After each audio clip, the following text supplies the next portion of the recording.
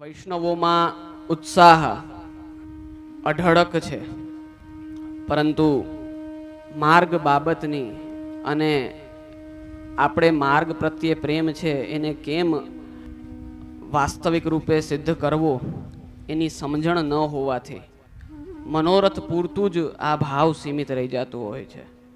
મૂળતઃ જે માર્ગમાં જે યંગસ્ટર છે, જવાનિયાઓ છે, ત્યાં ખાસ આ જોવા મળે કે અમે પ્રાયઃ જ્યાં જ્યાં જતા હોઈએ ત્યાં 10, 12, 15, 20 બ્રહ્મ સંબંધીઓ હોય. બ્રહ્મ સંબંધ લે એ બાળકો અથવા જવાનિયાઓ હોતા હોય છે. પરંતુ જો વૈષ્ણવ પરિસ્થિતિ આજે એવી છે કે બાળકો નાનકડા હોય ત્યારે હસવા ખેલવાની રમવાની ઉંમર હોય, ત્યારે માતા પિતા એમને ધર્મ બાજુ બહુ આગળ ન વધારતા હોય કે આ લોકોની રમવા કૂદવાની ઉંમર છે. પછી પરિસ્થિતિ એવી થાય કે થોડા સમજણા થાય એટલે બચ્ચાઓ ભણતર બાજુ વળી જાય, જે વળવું પણ જોઈએ. 10માની પરીક્ષા, 10માની બીક, એ બધું સમાજે 10માની એક બીક ઊભી કરેલી છે. એ બીકથી બધા બાળકો વર્ષ, 1.5 વર્ષ, 2 વર્ષ પીડિત રહેતા હોય. રિઝલ્ટ આવે પછી હાશકારો થાય. એ હાશકારો 2-4 દિવસનો આનંદ, પછી હવે ક્યાં ભણવા જવું એની ચર્ચા ચાલુ. એમાં થાય એવું કે બાળકોને સારામાં સારું ભણતર મળે અને ઉત્તમ પ્રકારની શિક્ષા મળે એ માટે થઈને એમને બીજા ગામ કોઈ મોટી કોલેજોમાં, સ્કૂલમાં મોકલી દેવામાં આવતા હોય. પછી એ જ્યારે માતા પિતાથી વિખૂટા પડે એ પછી પુષ્ટિમાર્ગી સંસ્કાર કે સિંચન એમને માત્ર આ રીતે મનોરથોમાં કે ક્યાંય ભેગા થાય ત્યારે જ પ્રાપ્ત થતું હોય છે. અન્ય કોઈ મોકો જ નથી રહેતો. એમાં પણ આ વેકેશનનો સમય છે, આ વખતમાં મનોરથ થયો છે તો અનેકો બાળકોની હાજરી પણ જોવા મળી રહી છે. બાકી વર્ષ દરમિયાન હોય તો સહજ બધા પોતપોતાના ભણતરમાં લાગેલા હોય, તેથી એમની હાજરી ન હોઈ શકે. એ કારણથી ખાસ આપણું યુવા વર્ગ પાછળ રહી જાય છે. જે ભણતરની પરીક્ષાઓ હોય એ બાળકોને ખૂબ આકરી લાગતી હોય, એ ભણતરની પરીક્ષા પૂરી થાય પછી વાસ્તવિક આકરી પરીક્ષાઓ શરૂ થાય. પછી ધંધો, વ્યાપાર, નોકરી, સગપણ, પછી પરિવાર બધું જ વધતું જાય ને પછી તો બિલકુલ સમય ન રહે. પરંતુ મહાપ્રભુજીની એવી અસીમ કૃપા છે કે આટલું બધું હોવા છતાં પણ જે બ્રહ્મ સંબંધ વખતે બીજ રોપાણો છે એ એટલો મજબૂત છે કે કોઈ ના કોઈ રીતે વૈષ્ણવો માર્ગથી સંકળાયેલા રહે છે. મનોરથના માધ્યમથી કહો અથવા અમુક સમયે એમની સ્વતઃ ઈચ્છા થાય કે પ્રભુ પધરાવા છે ને સેવા કરવી છે તો એ રીતે. પરંતુ આપણું એક જીવ તરીકે કાંઈ યત્ન નથી, કાંઈ પ્રયત્ન નથી કે આપણે માર્ગ માટે શું કરીએ છીએ. ભાગવતજીમાં પ્રહલાદજીનો પ્રસંગ આવે, એમાં અસુર બાળકોને ઉપદેશ આપ્યું. એમાં એ અસુર બાળકોને ઉપદેશ આપે છે કે તમે તમારું જીવન કઈ રીતે બગાડો છો. આપણે બધા સહજમાં કહેતા હોય ને કે આપણે પૂછીએ કે કેમ નથી આવતા હવેલીએ કે કેમ ધાર્મિક કાર્યોમાં પ્રવૃત્ત નથી, તો બધા એમ કે સમય નથી. સમય સૌથી મોટું કારણ છે. તો મારા પિતૃચરણ ને મારા દાદાજી એ એમ ન પૂછે કે આખા દિવસમાં શું કરો છો, એટલે સવારે ઉઠું ને પછી આ કરું ને પછી ઓલું કરું ને, તો એમ તો આખો દિવસ ભરેલો દેખાય. મારા દાદાજી ને કાકાજી એમ આજ્ઞા કરે કે ઊંધી ગણતરી ચાલુ કરો, તમે કઈ વસ્તુમાં કેટલી કલાક આપો છો એ બોલો. એટલે એમ કે ભણવામાં 5 કલાક, પછી રમવામાં 4 કલાક. આજકાલ વિડીયો ગેમ રમવામાં વધારે સમય દેવાતો હોય એવું છે, તો રમવામાં 4 કલાક, પછી આમ, પછી પેલું, એટલે પછી છેલ્લે બધો હિસાબ નીકળે ને એટલે 3-4 કલાક વધતી હોય. અને એમાં કોઈને પૂછે ને કે આ 3-4 કલાકમાં શું કરો, તો બધો સ્ટોક પૂરો, પછી કાંઈ બહાનું ન વધે કે આમાં શું કરીએ છીએ. એ બધી કલાકો આપણે વચ્ચેના સમય એમને એમ વ્યર્થ જવા દેતા હોઈએ છીએ દિવસમાં. આપણને ખબર નથી હોતી કે હું બપોરે જઈમાં પછી અડધી કલાક સોફા ઉપર પડ્યો છું, બસ. તો એની કોઈ ગણતરી નથી હોતી. આરામ આવશ્યક છે, પરંતુ જે યોગ્ય ઉંમર છે એમાં ધર્મ કાર્ય થવા બહુ જ અતિશય આવશ્યક છે.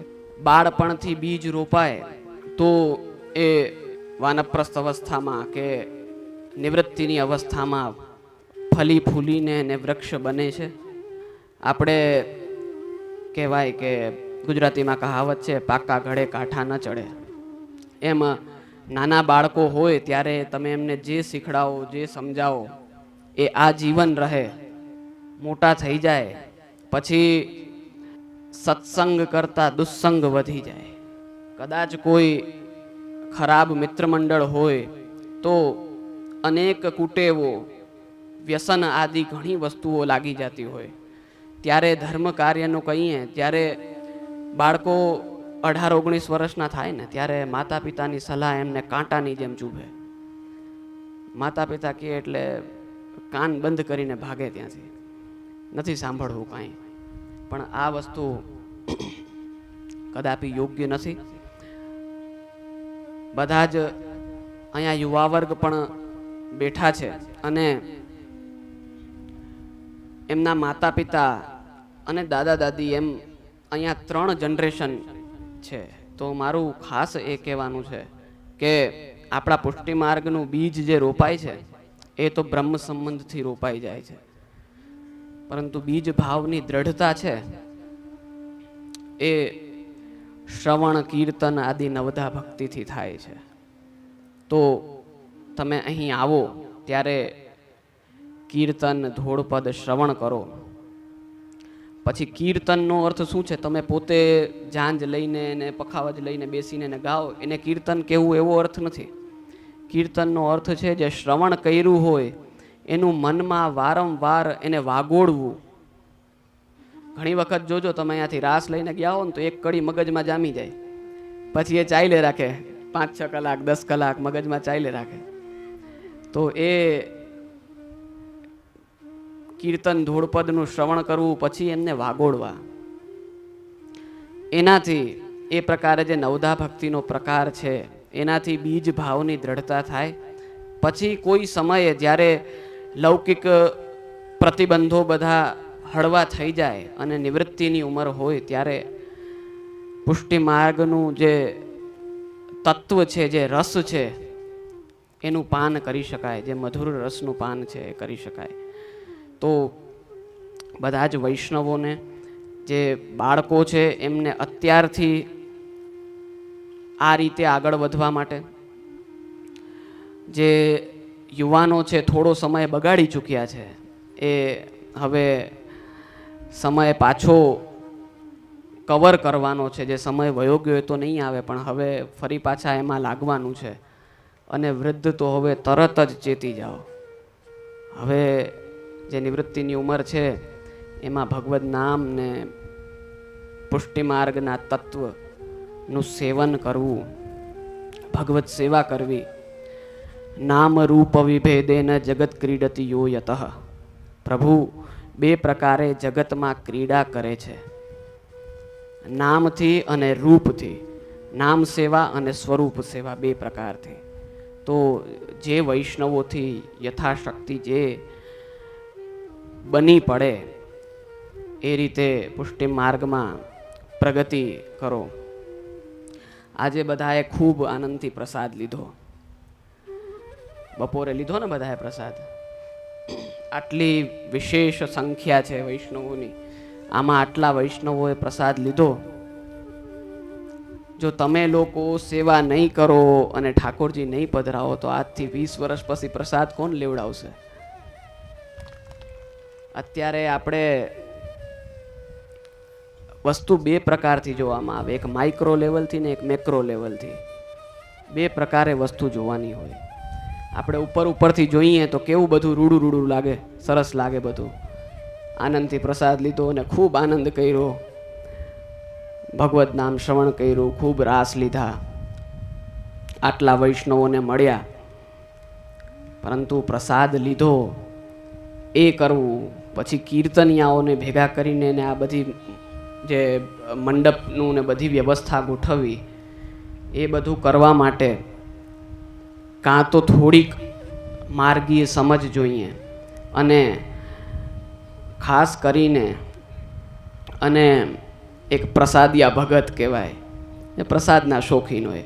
હવે પ્રસાદ નહીં હોય તો વૈષ્ણવો આવશે કેમ? પ્રસાદ લીધા વગર તો કોઈ ના આવે.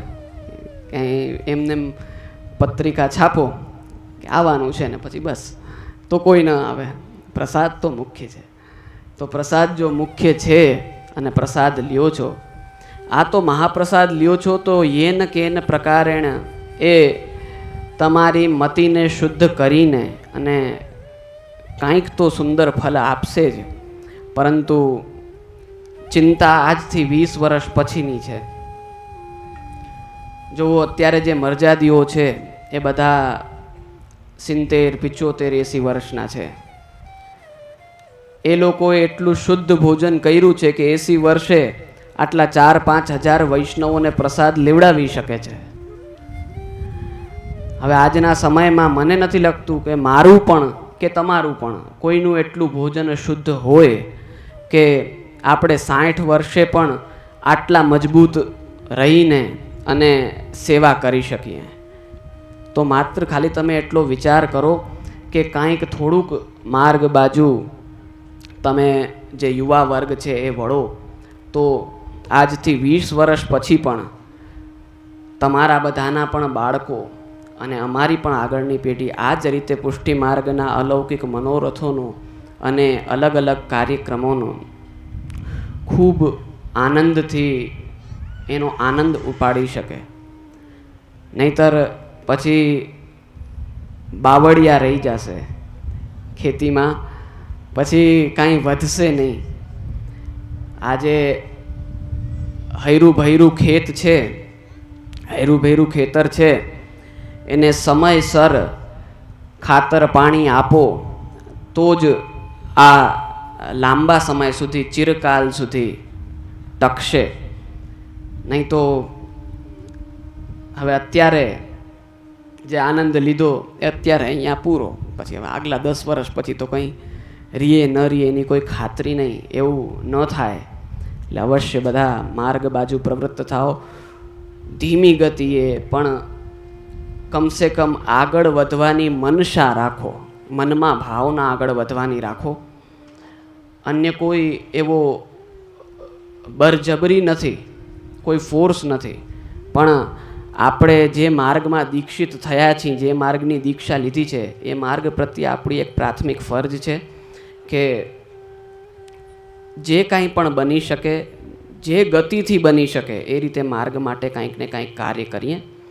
તો બધા જ વૈષ્ણવોને એટલી જ આજ્ઞા કરીને હું મારી વાણીને વિરામ આપું છું. અસ્તુ.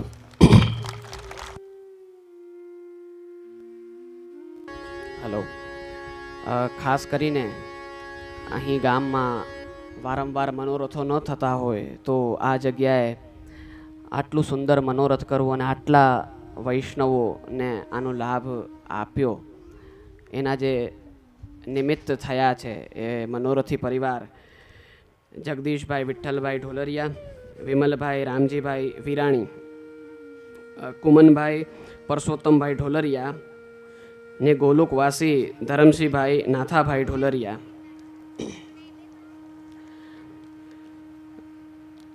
સંજયભાઈ બાબુભાઈ ઢોલરિયા જે મનોરથી પરિવાર છે, અને સમસ્ત હકુમતી સરવાણિયા ગામ ને ખૂબ આશીર્વાદ અને ધન્યવાદ છે કે આ સુંદર કાર્યક્રમનું આયોજન કર્યું અને આ રીતે વારંવાર કાર્યક્રમ થતા રહે તો ગામમાં વૈષ્ણવતા જળવાયેલી રહે. તો ખૂબ આશીર્વાદ ને ધન્યવાદ. અસ્તુ.